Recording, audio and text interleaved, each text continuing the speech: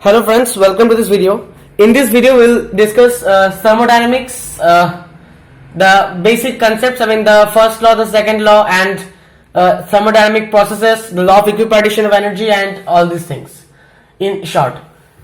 So what is thermodynamics to start with? Thermodynamics is the study of heat exchange, the flow of heat and energy from one, and these things. So in thermodynamics, we first of all need to define a particular system. System is the thing on which we are working on which we are experimenting. So that is the system, and everything else is the surroundings in context of thermodynamics. And of course, a system plus surrounding, as is obvious intuitively, is the universe, the entire universe. So that's it. That's the basic. Now, one thing before we start, one thing is that suppose this is our system. If we apply heat to the system, suppose this is heat, we are applying heat to the system. The U is the internal energy. That is, the internal energy in simple terms is just the energy, the total energy of all the molecules and all the particles that the system consists of. That's the total internal energy of the system, as the name suggests.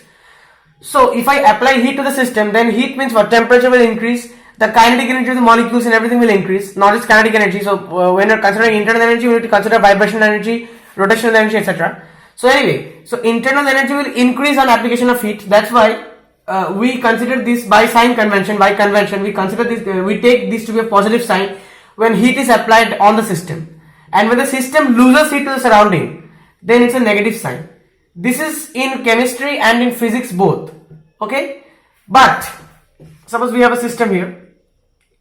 Suppose we are doing some work on the system. Work is a form of energy. Like when I am doing a work on the system, I am losing energy. I am wasting my energy, and the system is gaining the energy. So the internal energy will still increase. That's why this is positive in context of chemistry and negative if the system is doing the work. So this is in context of chemistry. Because in chemistry we are primarily interested on the internal energy. If the internal energy increases, it must be positive. If the internal energy decreases, it must be negative. But in physics, however, if we are doing work on the system, it is negative. This is as per physics. And if the system is doing the work on the surroundings, then this is positive. Why? Because in physics we are primarily interested in that the system should do some work. We build thermodynamic devices and machines and everything so that it can do some work for us, right? Why do we build machines? Because we expect the machines to do some work which we can't do, or which we would rather not do. So if the system is doing the work, that's what we expect. That is useful work. So that's why we take it to be positive. But if I have to do work on the system, I am wasting my energy. So in physics that is negative. So that is the reason. There is no such scientific reason. This is just a convention, right? So now the first law of thermodynamics is it actually comes from the law of conservation of energy. So suppose I have a system here. System means suppose some gas molecules are here, and this is I have a piston. So this piston means this piston can move up and down, as is obvious, and I am heating this system. Suppose this is heat. So I am applying some heat on the system. So that is, we use the letter Q. So this will be positive, right? Because I am applying some heat to the system, right? And suppose on gaining heat, these gas molecules, they get excited, and so they can do some work because they have got some energy from the heat. So suppose they do some work and push the piston upward. So it's doing some work, W, right? So this W will be negative. Yeah, in physics, when the system is doing the work, it is positive. But when the system is doing the work, the system must lose some energy. It is utilizing its own energy to do the work. So the internal energy must decrease. So that means if we want to find the change in internal energy, that is delta U, so it will be positive delta Q minus negative delta W. I hope this is clear. In physics, yeah, when the system is doing the work, that is positive. But we are interested in the change in internal energy. The internal energy must decrease if the system is doing the work. It must utilize its own energy to do the work. That's why negative. So if we rearrange this, delta Q is delta U plus delta W, or in terms of infinitesimal, if we write in small changes, then dq is du plus dw, and this is basically your first law of thermodynamics, nothing else. The law is very simple, but there are a lot more to it than this, obviously. So that's it, and yeah, so that's it pretty much. This is the first law of thermodynamics. Now we will be discussing some thermodynamic processes and work. So work basically is the product of, suppose, pressure into volume. Pressure is force upon area, volume is area times some length, you can write, right? Or length or some displacement. So area will cancel, and I'm just showing you dimensionally.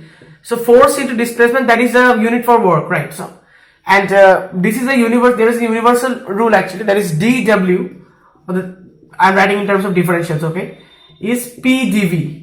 That's pressure and volume. This here the pressure is constant obviously, so P dV. So this rule will always hold. Now when we have a P into V curve, PV diagram, sorry, P versus V diagram, PV. So the area, suppose we have a curve like this, suppose this is a thermodynamic process from A to B. So under this curve, the area under this curve will give me the work. Draw the perpendiculars and this area I'm talking about, this area will give me the work. So that this area will give me the magnitude of the work and the sign, whether it will be positive or negative. See, volume is increasing in this direction and here we will always have an arrow. So the thermodynamic process is going from A to B. So the volume at A was this, the volume at B is this. So the volume has increased. Now you just remember this analogy. This is a piston and this is some gas, suppose they're heating it. So if the system is doing the work, that means it is positive. So this piston is moving up and this volume is increasing, right? So if the volume is increasing, the system is doing the work which is positive. So in this case the work will be positive. And similarly if the arrow was in this direction, the work would have been negative. This is the basic thing. And then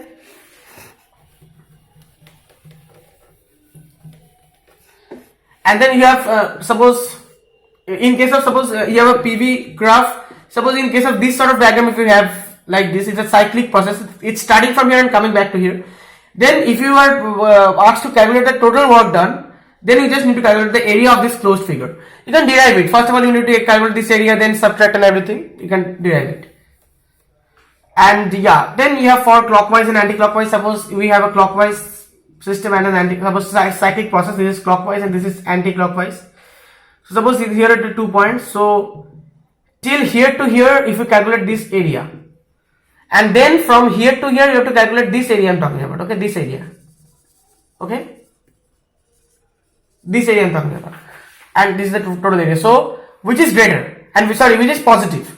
So from here to here, the volume is increasing, so that is positive, and from here to here, the volume is decreasing, that's negative. So the positive is more and the negative area is less. So even if I subtract that, the total result will be positive. So clockwise means positive work. Work done is positive, and similarly in this case it will be negative. You can check it out. Now we'll discuss the 4 thermodynamic processes. Okay. The 4 thermodynamic processes: isothermal, adiabatic, isochoric,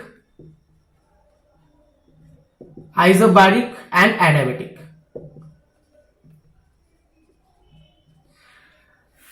Yeah, so there's a reason why adiabatic is at the last, because first of all let's discuss these things. Okay, now basically one thing you should know is that the molar heat capacity. So what is heat capacity? That is the amount of heat required to raise the temperature of a given substance by 1 degree Celsius.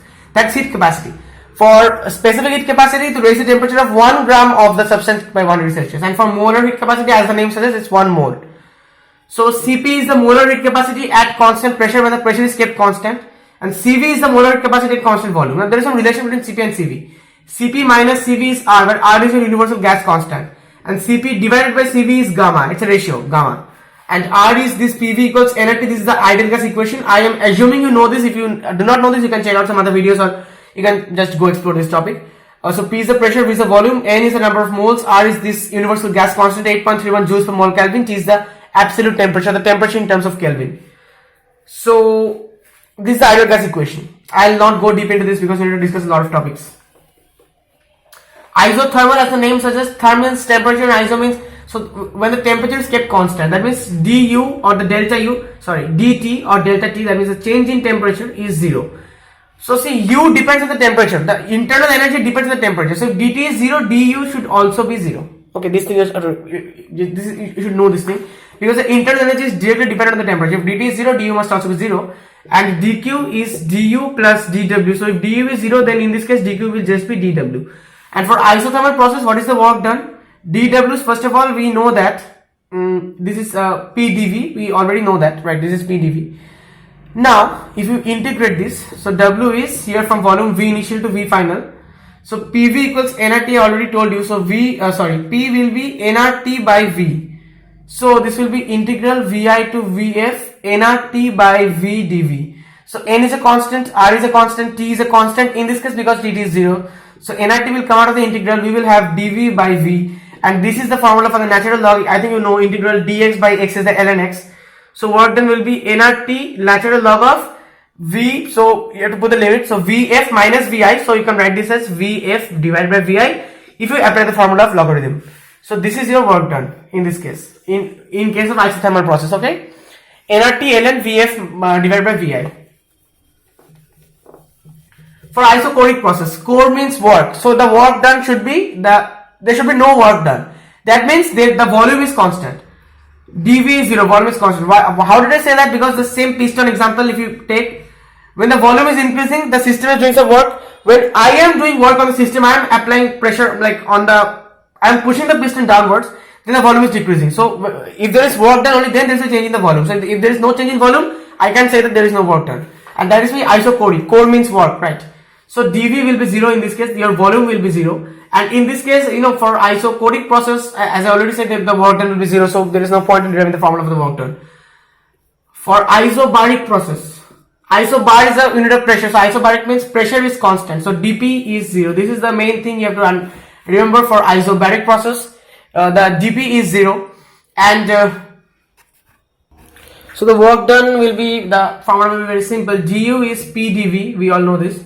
So pressure is constant obviously, so just P, if you integrate both sides, Vi to Vf.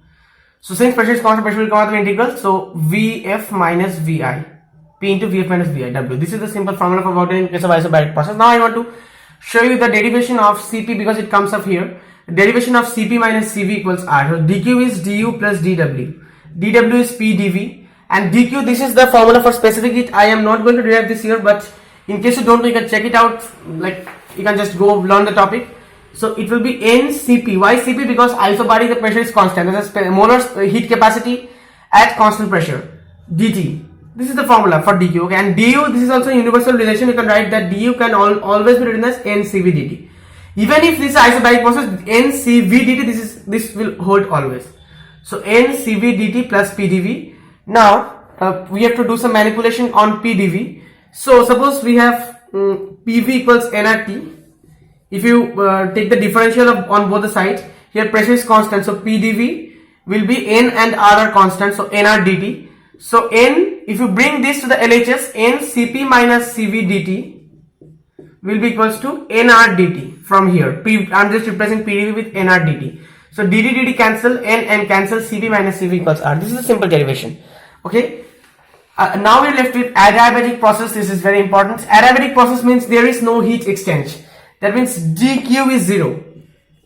dq is 0. Now there is one common misconception I want to address in this case is that some people think that since there is no heat exchange in adiabatic process, that means the temperature will not change. There is no change in temperature. That may not be the case because the temperature can change on doing work also, and there is no restriction on work done in adiabatic process, right? So what will be the work done for adiabatic process? For this you need to learn one formula, Pv to the power gamma. What is this gamma?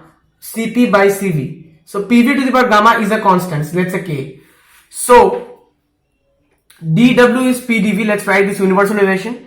And now integral dW will be integral Pdv. In place of P we can write K divided by V to the power gamma dV, right? We can write this.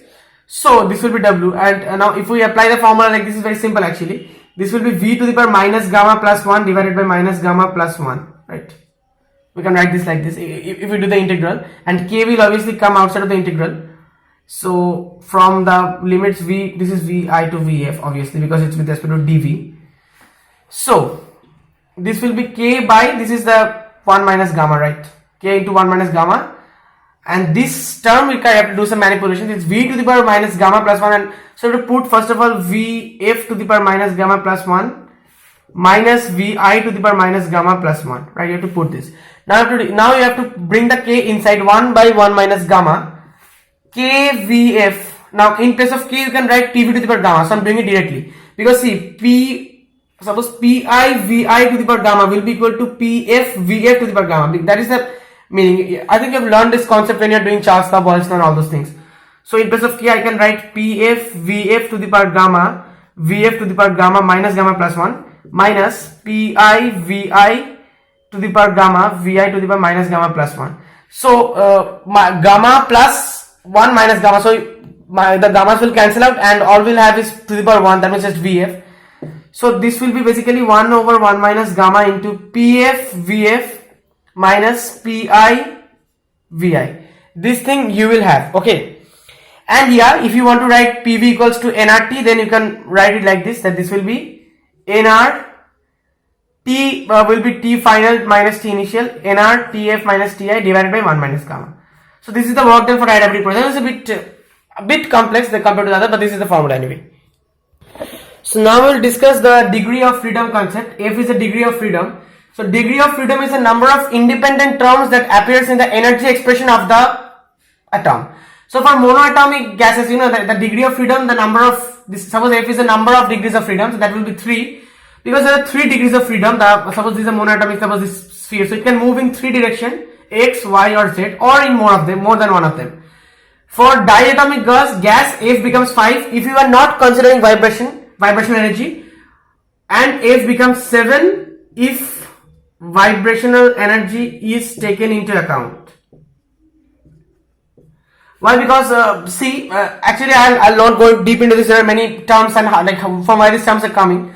See, for you have to consider translational energy, rotational energy, how many ways it can rotate, that is the moment of inertia, I half I omega square. That thing you have to consider, the moment of inertia. And why 5? Because it's 3 translational and 3 rotational, 3 moment of inertia, about 3 axis. But about one axis, the axis on which it's lying, it will be negligible. That's why we ignore that term. So that we get 5 terms. And vibration, if we consider, then 2 more terms are there. I will not go deep into that. So these are degrees of freedom. Now why we are discussing degrees of freedom? Because you see, this is a very important concept, because the law of equipartition of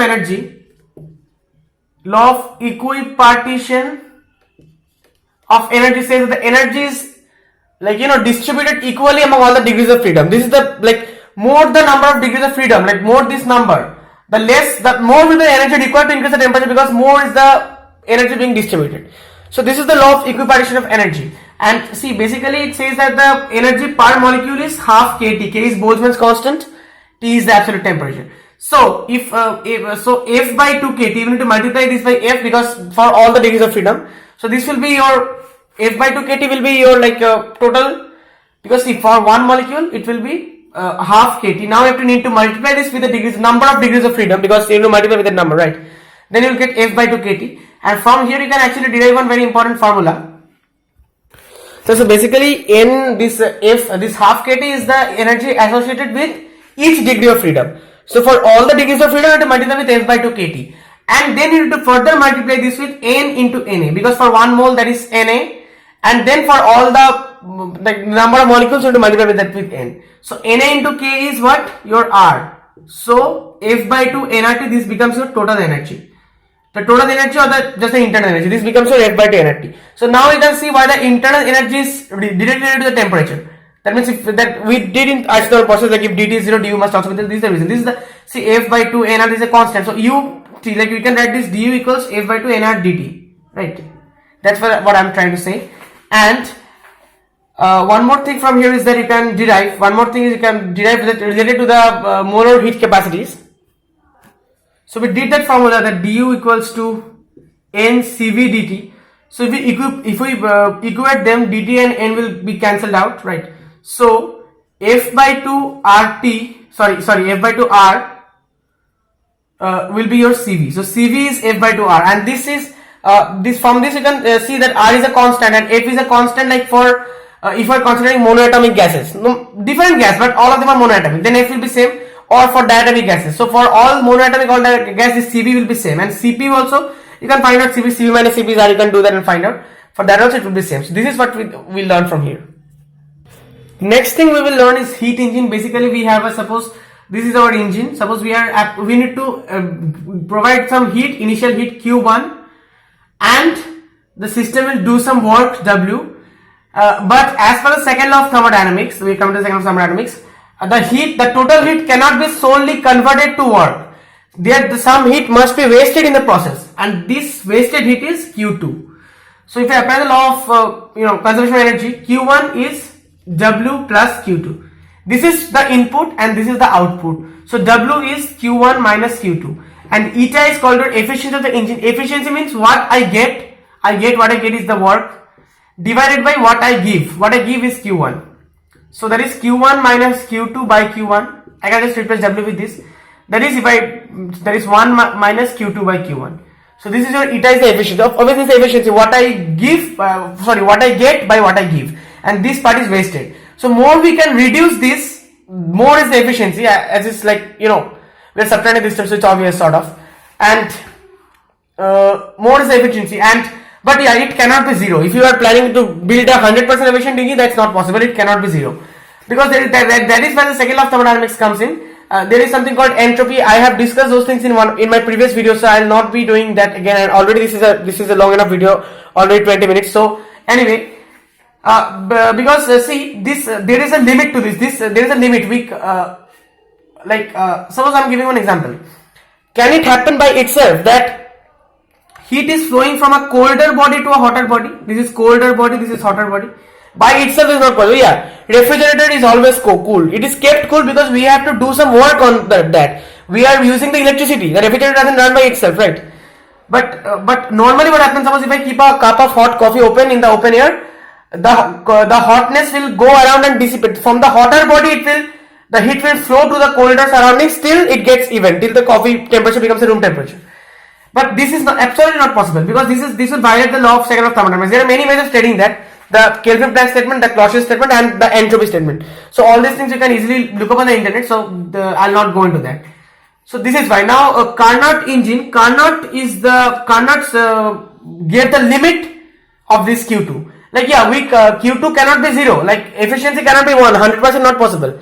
But there must be limit up to what it is possible, to up till what limit. So that limit is what Carnot gave. So Carnot engine basically, I can explain to you is like a simple analogy. Suppose there is a PV graph actually, and the process is like this. So obviously it should be a cyclic process. It should be a reversible process, cyclic process, right? A, B, C, D. Because we need the engine to do the work again and again, and reversible process means to maximize the efficiency. So from A to B, the direction is this. So A to B is an isothermal process. So I'm writing an I for that. B to C is an adiabatic process, D to C is again isothermal, and A to D is an adiabatic process. I'm giving one simple example. Suppose I have this piston here and some gas molecules here, and suppose these walls are all adiabatic. No heat exchange is allowed except for the underside. This underside will allow heat exchange. Okay? And suppose I have put some huge rocks here, huge stones to keep the piston, you know what I mean. So this is the initial condition. Now if I bring a huge reservoir, heat reservoir, suppose this is heat. A huge reservoir. Why huge? Because we don't want a change in temperature. This process is isothermal. From A to B I am showing you now. Then what will happen? These things will get heated up, right? These things will get heated up. And if I remove some of the weights, this piston will go up a little. So the volume will change, the pressure will change, but the temperature will not change because of the isothermal process. These are adiabatic walls, no heat change, and this reservoir is very large. So we are not allowing any heat change in here also. Now what we can do? Now we can remove the reservoir, but we can, pull up some more weights we can pull up. So that this goes further. This piston goes further up, this piston.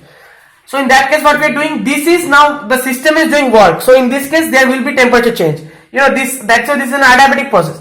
See, in this case no heat flow is happening. Because we are not bringing in and nothing, and these walls are adiabatic. But work is being done, so temperature will change. And you can see the pressure is, the volume is increasing and the pressure is decreasing. So these things you can check it out. See, the volume is increasing in this case. In this case also the volume is increasing, pressure is decreasing. But here it is doing more steeply, right? And then what we will do, we will, suppose this system we have.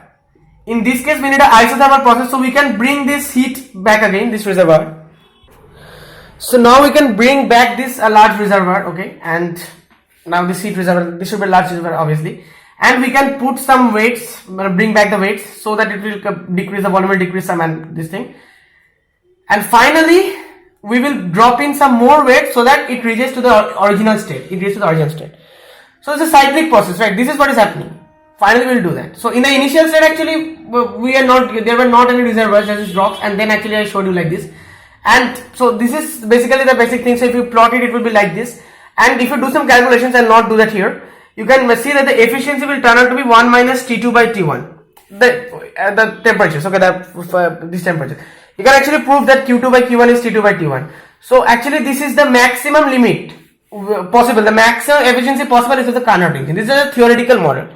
So that's all for today's video. I hope you found the video useful, and obviously I didn't treat thermodynamics rigorously, but I just wanted to give you the concept for a short video, okay? Because it's not possible to do thermodynamics, everything, like even all the basic concepts in 25 or 30 minutes. So that's all for this video. Thank you very much.